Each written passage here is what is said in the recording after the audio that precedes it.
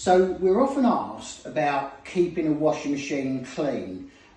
People come into us and say they've got black marks on the rubbers, their washing machine smells, they're even getting black marks on their clothes.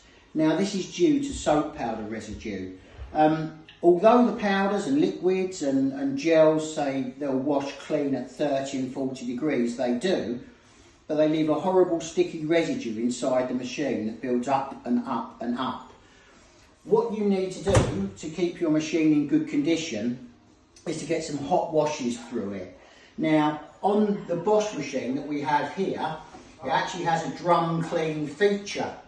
And what that will do is it will run 75-degree water through the machine.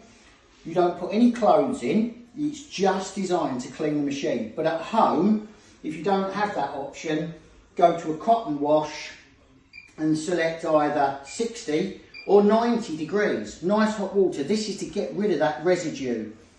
We do recommend using a cleaner as well, and you can get specific washing machine cleaners. I'm not going to tell you which one to buy, but Bosch make one, Miele make one.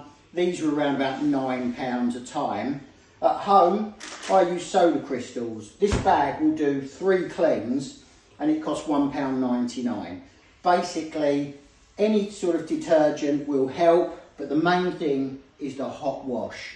And if your machine's really bad and you've never done that before, you might need to do it 2 or 3 times, but it will get rid of that residue, get rid of the smell. And I can only recommend, if you're buying a new machine, try to make it part of your monthly cycle of washes. Hot water, clean the machine. You've been cleaning your clothes for a month, give the machine a treat.